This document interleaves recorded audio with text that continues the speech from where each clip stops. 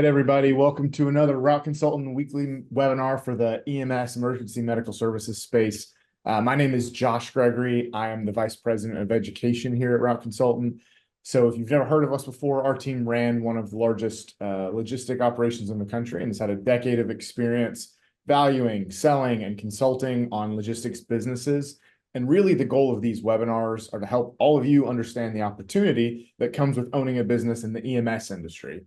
And so what we're going to be doing here is we want to teach you each week. We want you to come here to learn about the industry, to ask questions if you have them. And then as you get into it, if you figure out this is the right step for you, the right industry for you, we want to either help you find an existing business or start one and really get accelerated into that process as soon as you want. Now, like I mentioned, if you do have questions, you are free to ask them on this webinar. There is a Q&A button at the bottom of the window. So at any point, you're always free to type those in and ask them. We also will take questions later. So if you're watching this on YouTube and want to follow up and watch us and send in your questions, you can always email us at info@routeconsultant.com and we'll make sure any of your questions are answered. Now, if you've been on any of our past webinars, we've talked a lot about how this EMS space is really an incredible opportunity to serve your local community, to provide ambulance services to hospitals and nursing homes and events and movie sets and all kinds of things in your area. But once you've kind of taken the step to get into the medical industry and you've gone through the process to get licensed and you're ready to go, you'll see that there are some other large opportunities as well. And one of the big ones that we want to talk about today is helping during disaster relief. So when natural disasters strike different parts of the country, this is a big opportunity and something that you can help on as an EMS owner and operator. So Hans Fakir and I will be on today to talk through some things around this and some things to be aware of. If you haven't met Hans, he's been in this industry for over a decade, done all kinds of things, operating, owning, mentoring. And so it is always a treat for us to have him on here. So Hans, if you want to go ahead and come on and say hello, and then we can get started. Hello. Hey Josh, how's it going? It's going well. How are you?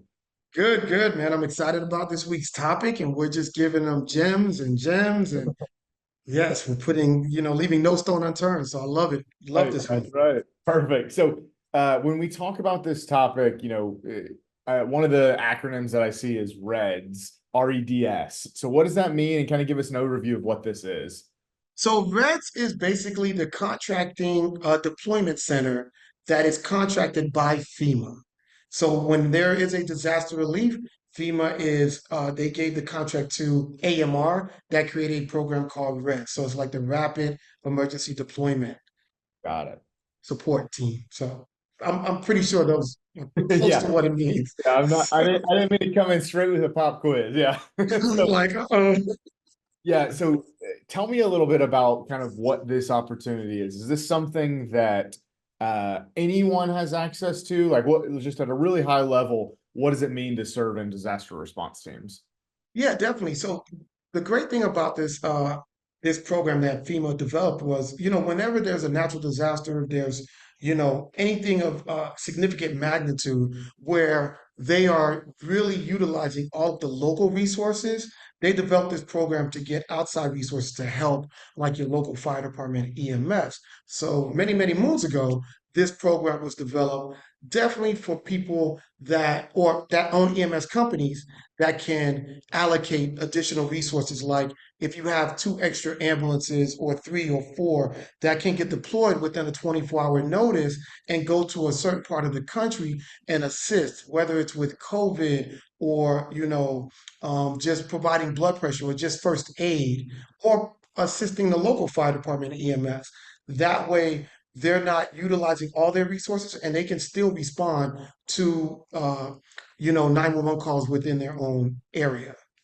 Got it. So it's really something that the government created to give a bunch of extra resources and opportunity instead of it just being dependent on FEMA to service all of these natural disasters. Yes, definitely. And like for example, the wildfires in California, right?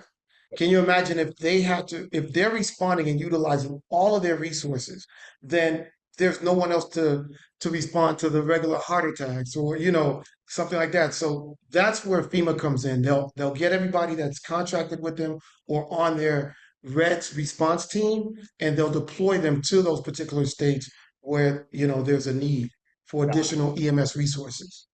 Okay, and typically, do you find that, do they dictate the types of services you're doing? Like, is it FEMA down, or who are you kind of working with there? Yeah, it's really FEMA down. So FEMA gave the contract to Reds, which is owned by AMR.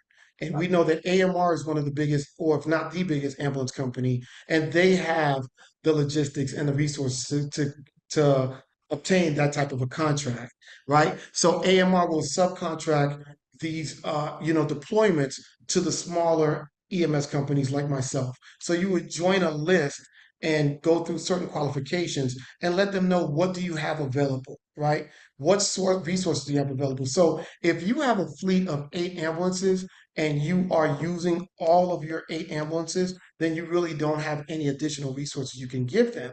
But what they want is a company that, like myself, we have 8 ambulances, but 2 of them are reserves. So, and they're fully stocked. And then we have a list of employees that can get deployed as well. So with our FEMA contract that we're trying to get reestablished now, we're offering 2 ambulances and or 4 employees. Got it. And FEMA will specify, or REDS will specify exactly what are the qualifications of your employees, because they want to know if you're giving them an ALS truck or a BLS truck. Got it. So they kind of set some specifications, ask some questions, and kind of decide where you're deployed. It's more of you're like, hey, I've got resources, I'm going to make it available, and let's go, let's work together, type of thing. Yes, you'll go on their website, you'll label, I have a BLS truck and 2 employees, I have an ALS truck and 2 employees. And if they need an ALS truck, then you'll get deployed. If they need a BLS truck, they might deploy your BLS and ALS. Yeah, gotcha. Okay, so when you've done this, or when you've talked to other contractors who do this, like what's generally the feeling? Is this something everybody likes? Like, how do people generally feel about this as an opportunity? One, people love it, right? When I spoke to the FEMA director yesterday, I asked her that same question. So that's actually a great question. She said the number one feedback that she gets is, keep in mind, Josh, when we're doing scheduled routine doctor's appointments and dialysis. So there's that monotony, there's that redundancy, and people get complacent. She said the number one thing that she hears, people they get reacquainted with why they fell in love with EMS to begin with, right? To see another aspect of it. Because a lot of us, we got into EMS because we just generally love to help people, right? But we want to break the monotony of what we do every day. So this is a great way for employee retention, but I've heard nothing but great things about it. And people love it because it's also a way to incentivize your employees, Hmm. because they're getting a pay rate, a boost, and they get to see things out of the norm. Yeah. It's almost like a vacation, kind of. Yeah, it's a work vacation. Yeah. It's a word, yeah, Is definitely. it now, do you set the limit of how far you could go, or can you go like, do they send you No, anywhere? You send your no. own. For the most of the times, if not all the times, it has to be an extreme circumstance where you're going to actually get deployed in the state that you're licensed in. But you can go as far as California, Texas, wherever they really need you. Got it. So they can take a road trip in the ambulance too.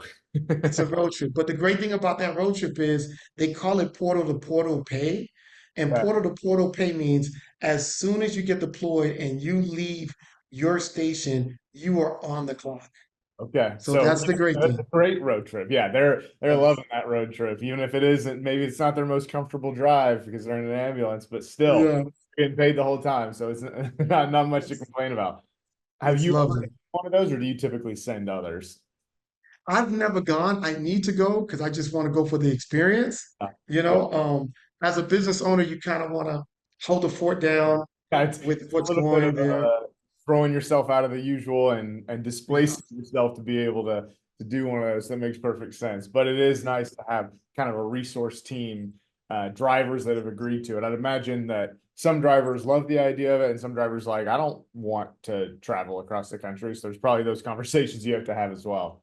Yeah, I have those conversations actually in the interview process, Yeah. because what I'm doing while I'm interviewing and when I'm hiring, or really more so the hiring process and the interview process, but when I'm doing the hiring process, I'm making my roster or adding to my roster. Hey, is there any point in the future, Josh, where you would, get paid probably double what you're making, but you might have to leave for 14 days? And I'll tell you, hey, it's part of our disaster relief team. And if you say yes, then I just added another person and I add you to the online portal and let them know that I have, 3 or 4 people available. Got it. Okay. Yeah, that makes a lot of sense. That as much as you can do on the front end, the easier it is to know what resources and options you have when these things pop up. Yeah. Yeah. Yeah, definitely. So besides just pay, are there other benefits to being a part of one of these programs? The great thing is you're getting paid, maybe $200 an hour, you know, but they also pay you for fuel and lodging. Wow. Okay. So So yeah, side. yeah, it's like there's no money out of pocket, right? This is one of the best things you can do. But also, what I was told was like, they were sent to New York during COVID just to do COVID vaccinations, because the hospitals were overwhelmed. So your employees not only get a pay boost, they just get experience that they probably wouldn't get no other time and no other place, Yeah. So those are the benefits of it. And they eat for free and everything. So And it's just a plus all the way around. is it one of those, do they get some kind of card they can charge or is it an expense report to the company after? It's Yeah, it's an expense report and then you get reimbursed. Yeah. So basically they're getting paid a really high rate. You're getting all the everything paid for. Generally, how long do you find that these last? Typically 7 to 14 days would be an average deployment. But if they need you more, they will sometimes, depending on the case, will allow you to go back to your station, pick up new employees and go back and get deployed, Okay. depending on how significant. Like, of course, COVID was an exception, right? People were doing 30-day deployments, but they still wanted you to rotate crews. They don't want someone there for an extended amount of time. Got it. Okay. Yeah. Uh, can you talk a little bit? You've mentioned ALS and BLS. We've talked about it on a previous webinar. Can you just quickly explain what the difference between those two are, and then or how are they different for these opportunities? Yeah, definitely.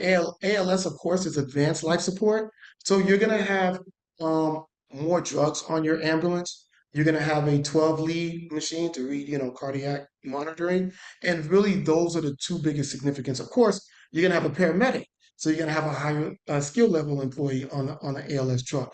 They can really respond more to the 911 calls, right? So BLS trucks typically do not carry any drugs, right? Maybe aspirin, maybe D50 for a diabetic patient, but that's really it. They don't carry a 12 lead heart monitor, they'll carry an AED, and you'll see AEDs at your local gyms and stuff like that. And then with the BLS truck, you'll have a lower level EMT basic or EMT advanced, or you could even have two basics. So you respond to less what is that? Critical calls with the BLS truck, and then the ALS truck is for your more critical calls. Got it. And so for Reds, do they pay, I assume, at different rates? Yes. So for ALS trucks, right now the rate is $199 an hour, and then for BLS trucks, it's $145.97 an hour. I don't know why they did the 97 cents, but it's fine, I'm and it's sure they have 24/7. some. Listen, I'm not mad at all because you Yeah. figure like a drive to Texas alone is 12 hours from Georgia, and you're just literally making money just from the drive, So, do you remember, Josh? And I wish I could have pulled up that video because we did talk about this briefly. I think it was just a meeting with you and I, but I showed the video of all the ambulances just Oh standing yeah. by on the Yeah. expressway. Yeah. All those people, so can you imagine I all of those people were remember getting now. paid just to sit there Yeah. and wait. So I forgot to pull that video up, but that was just all those people were deployed and they were getting paid by the hour to just sit there and wait. Yeah. And so that's a pretty high pay rate. There's tons of benefits. How much of that do you give to an employee? Like, do you just, double their rates? Like, how do you think through? Because obviously you're not going to pay them $200 an hour. So Mm. how much of that do you get to keep? Most of my employees will get their rates doubled. So if it's an ALS truck, ALS employees are usually making 21, $22 an hour. Maybe I'll bump them to 40. And Yeah. then the EMT basics that are making 18 to $20 an hour, I'm putting them at like 35. Okay. And are you Right. paying them for every hour they're out on the road too? Yeah, yeah, I am doing that. Yes. Yeah. So it's basically you're taking a percentage of the overall chunk, but there's still plenty to Yes. work.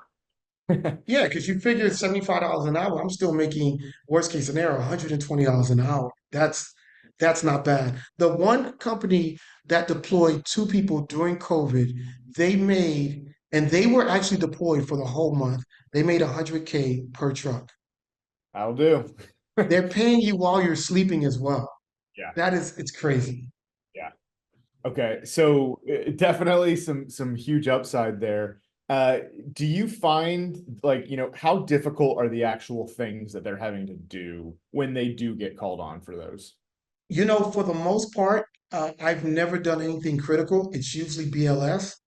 It's usually just band-aids and nothing transporting somebody that has minor cuts because we're almost playing backup to the main Yeah. fire department. So you're probably doing the less critical and the fire department's doing the more critical patients. So even You if you know, send the ALS, they're still basically for the majority doing BLS type things. yeah, it's a lot of support. We're just really doing support.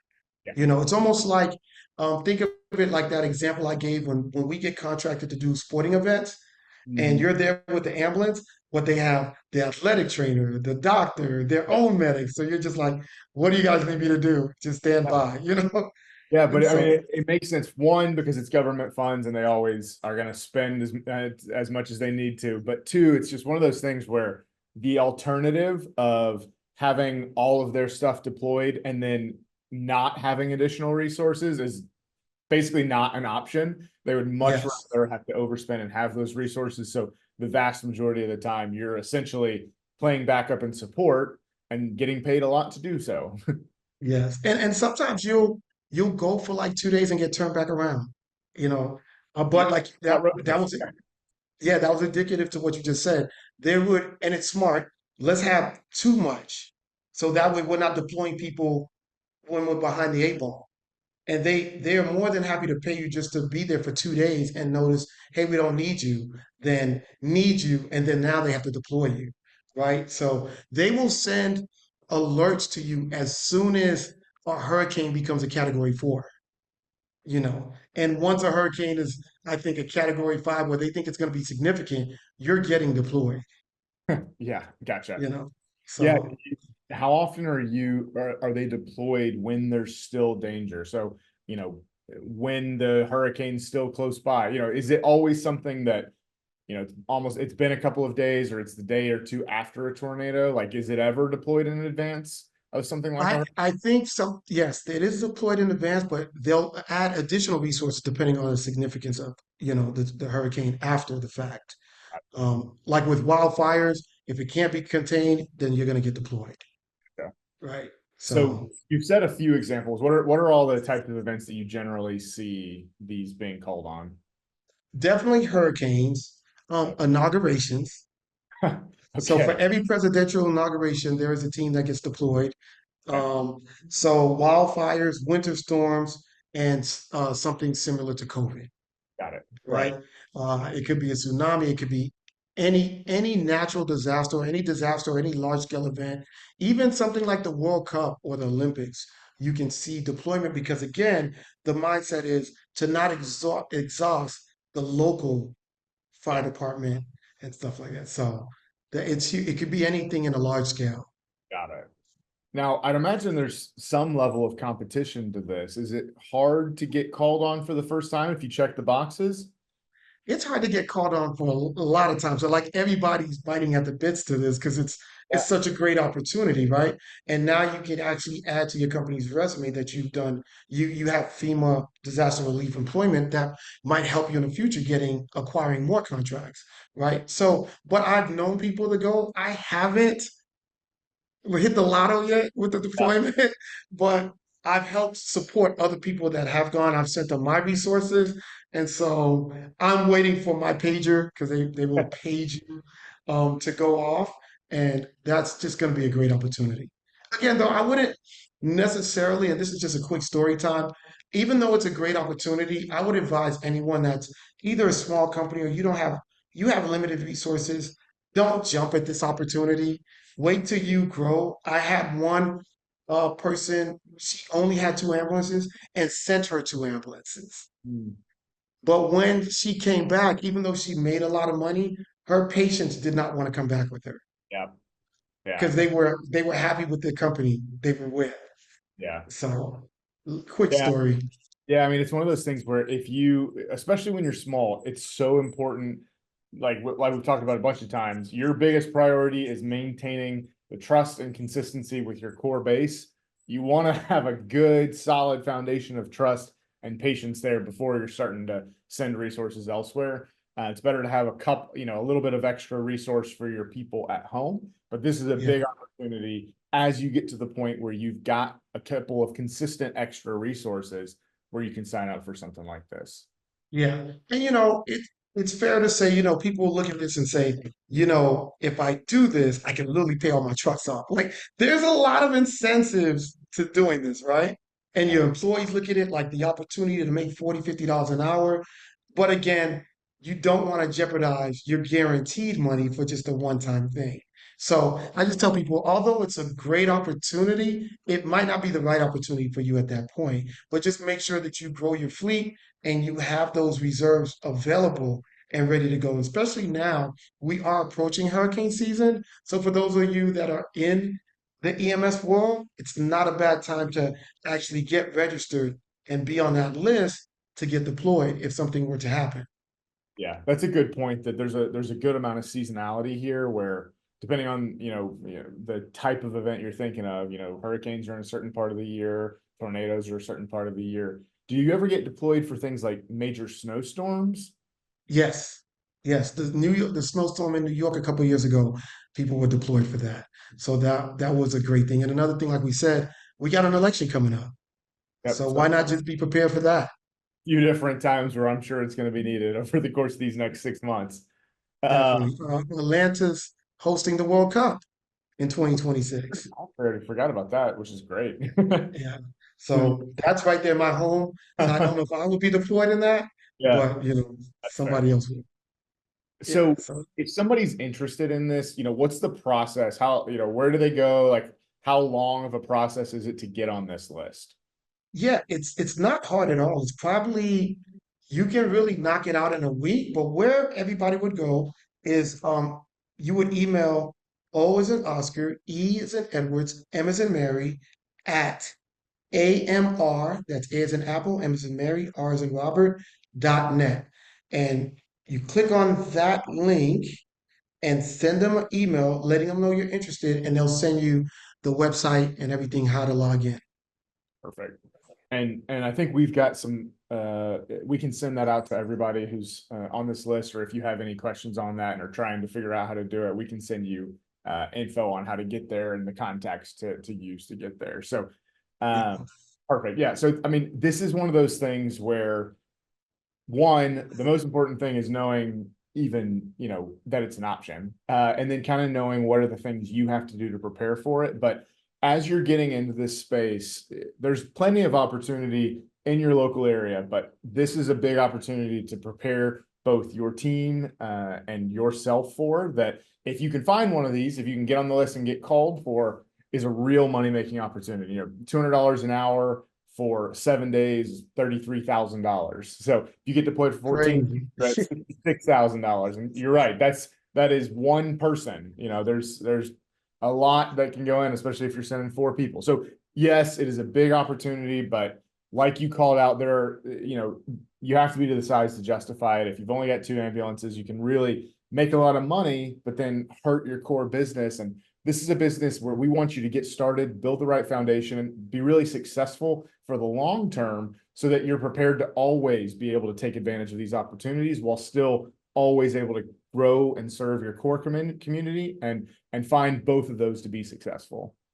And that's exactly right. And you and I were just taking this a step further and showing people how to think outside the box and Yep. not get complacent with just the regular dialysis pickups and run your company like a corporation and see all the different ways that you can earn income through EMS. And sometimes with this deployment, I wanted to say that a lot of times they might not even ask for an ambulance. They'll just ask you for your personnel, right? So that's another way of looking at it. And again, this is just a way to grow revenue and think outside the box, excite your employees. So again, route consultants, we're just not leaving any stone unturned. We're trying to give you guys all the tools you need to not just have a business, but a successful business. That's right. Perfect. All right. Well, thanks, Hans, for being here. Just so everybody knows it, again, these are always going to be on YouTube. This is always going to be a place, though, that if you can make it here live, we'd love to have you. If you have any questions, we'd love for you to ask them. Hans and I are always going to be here to answer them. If you're looking, though, for more places to continue to learn about this space, like I said, every video we've done this whole year is on YouTube, so you can go back and watch them all. But we also have one-on-one training on our websites, and then things like a new investor summit to get you educated on the space. And then as you're building your business, there's ways where you can work with Hans directly to really formulate a plan to go from zero to fully functional. And even after you've started your business and up and running, there's ways you can continue to work with us to make sure that the business you're running continues to be healthy and grow and be successful. So wherever you are in the journey, there's ways that we can help. So just reach out to us and we are happy to kind of help you take that next step in the process. Other than that, Hans, thank you so much for being here. Thanks everyone for being here, and we will see you all next week.